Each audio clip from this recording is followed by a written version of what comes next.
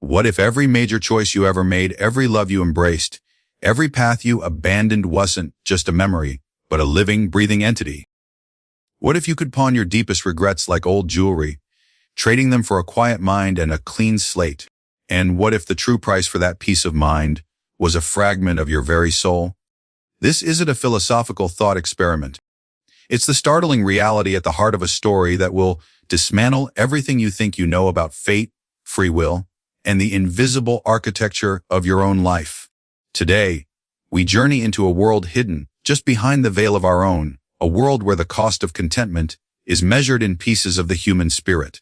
In a quiet back alley of Tokyo's bustling Asakusa district, tucked behind the steamy, inviting doors of a wildly popular ramen restaurant, there exists a place most people will never see.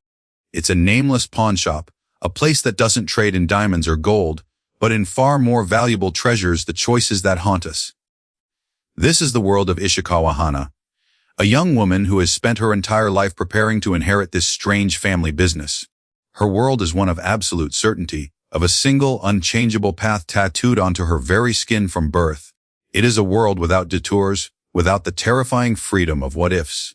Her duty is to appraise the regrets of people from our world, the world on the other side of the ramen shop's door. People who stumble into her pawn shop, lost and burdened by the weight of their own histories. She takes their choices, these heavy, painful decisions, and in return offers them peace, a simple exchange, a fair trade. But this quiet, predictable existence shatters on the day her father, Toshio, is set to retire. Hana awakens not to the familiar clinking of teacups, but to a chilling silence. Downstairs, the pawn shop is ransacked, its fragile order destroyed. Her father is gone. And from the sacred vault, a place where pawn choices are kept safe, the most valuable choice of all is missing. Just as her world implodes, a man named Minatozaki Kishin, a scientist from our world, a man driven by logic and a desire to understand the universe's great mysteries, pushes open the door, looking for a bowl of ramen. Instead, he finds Hana, a trail of broken glass, and the entrance to a world that defies every law of physics he has ever known. This is the setup for Water Moon, the breathtakingly imaginative novel by Samantha Sato Yambao. This book is not just a fantasy, it is a profound exploration of the invisible ties that bind us to our past and the immense power of a single, untethered choice. It promises to take you on a journey so vivid, so emotionally resonant, that you will begin to see the magic shimmering at the edges of your own reality. It asks a devastating question. If you could erase your worst regret, would you? And what part of yourself would you be willing to lose in the process?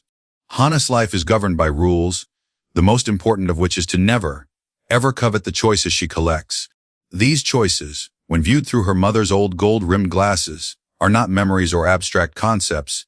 They transform into beautiful, glowing songbirds, each radiating the light of all the possibilities they once contained.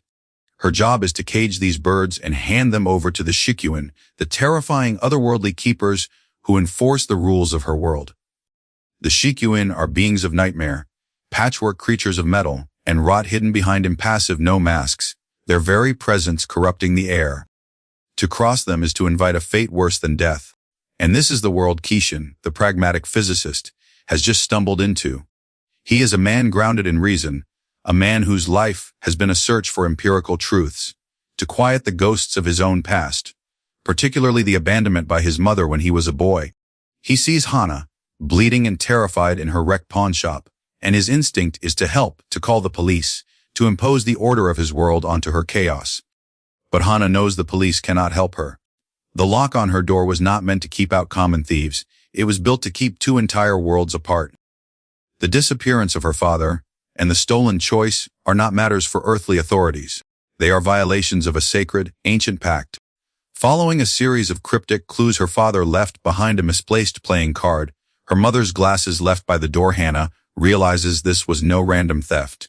Her father staged his own disappearance. He didn't chase a thief out into the streets of Tokyo. He deliberately went somewhere else, somewhere hidden, chasing a ghost of his own. And he has taken the missing choice with him. This choice is Takeda Izumi's. We meet Izumi briefly at the beginning of the story. She is an elegant, older woman who, seeking a nostalgic bowl of ramen, finds the pawn shop instead. We learn she is haunted by the memory of a young love, Junichiro, whom she was supposed to meet at that very restaurant decades ago. The choice she pawned was the bus fare she never used that day, the decision that led her down a different life path, one of comfort and stability, with a husband she respects but does not love, a life shadowed by the ghost of the one she gave up. The songbird born from her regret is the brightest, most powerful choice Hana has ever seen, radiating with the light of 1,000 might-have-beens. And this is the bird her father has stolen and set free. To find him, Hana knows she must break the cardinal rule of her existence. She must step into the world beyond the door, a world of forbidden travel, where she risks not only the wrath of the Shikuin, but also her own erasure. Seeing no other way, and against her better judgment, she accepts the help of the kind, stubborn stranger, Kishin. Their journey together begins with a leap of faith, not through a door, but by diving headfirst into a garden pond. Kishin, the scientist, expects to get wet. Instead, he finds himself standing in a place that shatters his understanding of reality. They emerge, perfectly dry, in a field of pampas grass, having traveled through what he can only describe as a wormhole. This is Hana's world, a place where transportation is not by car or train, but by dream and by song. A place where prayers are not just spoken. They are carried on smoke to a whispering temple made of red wax. A temple where every candle holds a prayer spoken throughout history. Here, leaning close to the flame of a candle from her family altar, Hana hears her father's last prayer. He is not searching for a stolen choice. He is searching for a woman. A woman Hana believed to be dead for 21 years, her mother. The story she was always told was that her mother, Chiyo, was executed for stealing a choice from the vault, sentenced to the ultimate punishment of exile in Kishin's world, where she would fade into nothingness. But her father's prayer suggests a different, more impossible truth. Could her mother be alive? The clue leads them next into a world that exists entirely inside a painted scroll, a town rendered in black ink and delicate brushstrokes. Here, they seek the Horishi, the tattoo artist, who etches the map of fate onto the skin of every person in Hana's world. The Horishi is not a man, but a blindfolded young girl, who wields a needle with the wisdom of generations. In this world, free will is a myth. Your life is a story already written, a glowing blue tattoo that appears on your skin in the rain, a constant reminder that your path is set. Hana's own skin is a canvas of her destiny, a map leading to a future she has always dreaded. The Horishi confirms their suspicion Chiyo is alive. The Shikuin changed her sentence. Death was too kind a punishment. They devised something crueler. But to learn where Chiyo is, Keishin must allow the Horishi to tattoo his own fate. He must trade his freedom, his entire future of infinite possibilities, for a single, unchangeable path. He agrees, ready to sacrifice his own limitless world for Hana's quest. But Hana cannot let him. She pulls him from the Horishi's table at the last moment, an act of defiance that solidifies their bond, but leaves them at a dead end. Their next clue comes from a box of tea her father gifted her before he left. Drinking it sends Hana into a memory, a vision of her grandmother Asami, who runs a tea house that exists only at the stroke of midnight. To get there, Hana and Kishin must share a bed and fall asleep at the same time, entering a dreamscape where a fiery tree houses a refuge for those plagued by nightmares. Asami reveals that Toshio did visit her, obsessed with a wild theory. He believed he could turn back time. This seems impossible until they learn of Haruto, the museum's origami artist, and, as fate would have it, Hana's betrothed. Haruto is a master craftsman, but he doesn't just fold paper. The paper he uses is made from time itself, the pivotal, history-altering mistakes from our world, which manifest in his world as paper cranes. He is the only one who could possibly fold time. They find Haruto a beautiful, sad man who reveals the heartbreaking truth. Toshio did ask him to fold time. To do so, he had to use a forbidden material, the ground-up bones of a Shikuin, a substance powerful enough to manipulate their world's timeline. Haruto succeeded. He folded the day of Chiyo's trial into a single sheet of paper and gave it to Toshio. What Toshio saw on that paper sent him on his quest. Haruto can't show them what was on the paper, but for Hana's sake, he agrees to perform the dangerous ritual again, using the last of the Shikuin bone he possesses. The memory unfolds not as a story, but as a shadow play on the paper walls of Haruto's home. They witness the trial of Ishikawa Chiyo. They see Toshio, a much younger man, holding a baby Hana forced into silence as his wife is sentenced. But the most shocking revelation is the nature of Chiyo's crime. She didn't steal just any choice. The glowing songbird she took from the vault and consumed was the soul destined for Haruto. Her selfish act of wanting a different life, a life with a child, damned Haruto to be born soulless. This is the ultimate crime in their world. We learn the horrifying truth about the soulless children. They are the Shikuin. They are buried alive. And over time, as their bodies wear out, they replace their parts with metal and gears, becoming the monstrous keepers of order, driven by a cold, unending duty. Chiyo's punishment was not exile. It was to become the mother to all the soulless children her family had failed to provide for over generations.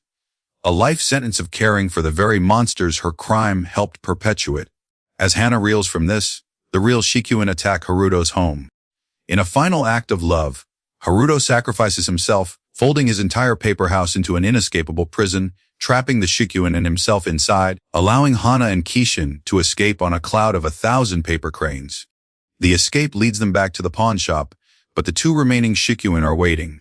In a desperate final move, Hana pulls Kishin into a puddle of rainwater on the pawnshop floor, a portal to Kishin's world. They land in the safest place Kishin can imagine, the Super Kamiokande neutrino detector, a memory he borrowed from a colleague. They are floating on a raft in a massive tank of ultra-pure water, surrounded by thousands of golden light detectors, a cathedral of science. The Shikuin follow them through. A battle ensues, and Hana, in a final, heroic sacrifice, tackles the last Shikuin, plunging with it deep into the corrosive, purifying water, disappearing from Kishin's world, seemingly forever. But the story doesn't end there. In a stunning twist, we learn the truth about Kishin. When Toshio released Take It Izumi's Choice, that brilliant blue songbird, it didn't just disappear. It flew back in time, resetting Izumi's life. Instead of running from the bus stop, she boards the bus, goes to meet Junichiro, and they have a child. A son. That son is Kishin. Kishin is not a man who stumbled into another world. He is a living, breathing choice, an alternate timeline made flesh. And Hana's mother, Chiyo, didn't just steal any soul to create Hana. The bottle of sake she drank was a choice pawned by a woman from our world who chose her career over love and family, a woman who always dreamed of the daughter she never had, a daughter she would have named Hana. Hana herself is a paradox, a child born from a choice, a being of two worlds, belonging fully to neither. This revelation recasts the entire story. It is not just a tale of two people from different worlds finding each other. It is the story of two impossible existences, two paradoxes, drawn together by a force more powerful than fate. So, what makes Water Moon so radically different from any other fantasy you might pick up this year? It's this: most fantasies build worlds. This book builds a soul. It takes concepts we think we understand, regret, choice, fate, and turns them into tangible, magical, and often dangerous things. A pawn choice becomes a bird. A prayer becomes smoke. A memory becomes a pearl. Samantha Sato Yambao has not just written a story. She has crafted a mythology for our modern anxieties. The book's unique power lies in its seamless blend of the intimate and the epic. It asks grand philosophical questions about the nature of existence while grounding them in the most relatable human desires: the desire to undo a mistake, the desire to be loved, the desire to be free. Who is this book for? It's for the dreamers, the seekers, the ones who feel the pull of the life not lived. It's for anyone who has ever been mesmerized by the quiet, surreal magic of authors like Neil Gaiman or Haruki Murakami. It is for the person standing at a crossroads, wondering if the path they chose was the right one. It is a book for anyone who has ever looked in the mirror and seen the ghost of the person they might have been. Who is this book now for? It's not for the reader who needs a hard magic system, a clear villain, and a straightforward quest. The magic of Water Moon is soft, mysterious, and often heartbreaking. The lines between hero and villain blur into shades of gray. This is not a story about saving the world, but about navigating the labyrinth of a single soul. The single most valuable takeaway you will be left with is a profound and unsettling awareness of your own choices. You will finish the last page and look at your own life, at your own collection of regrets and triumphs, and you will see them not as a fixed history, but as a living, breathing story that you are still writing, one small, seemingly insignificant decision at a time. The book gives you a new lens, like Hannah's glasses, to see the magic and the weight in the everyday act of choosing. We started this journey by asking what would happen if you could pawn your deepest regrets. Water Moon answers that question, but it leaves you with a much more powerful one. What would you do if you had the chance to steal them back? Would you dare to face the ghosts of your past to reclaim the part of your soul you let go of? This summary, this half hour we've spent together is just the map. It shows you the roads, the rivers, the mountains. But reading the book is the journey itself. To truly understand the beauty and the heartbreak of this story, you have to let Samantha Sato Yambao's words wash over you. You have to walk through the door of that ramen shop for yourself. You have to feel the chill of the shikuin on your neck and the warmth of a choice held in your hand. This is not just a book to be read. It is a world to be experienced. So take the leap. The link to purchase Water Moon is in the description below. Invest in this journey. You may find that it's not just Hana's world that is full of unseen magic, but your own. And as always, if you enjoyed this deep dive, please like this video and subscribe to our channel for more stories that will change the way you see the world.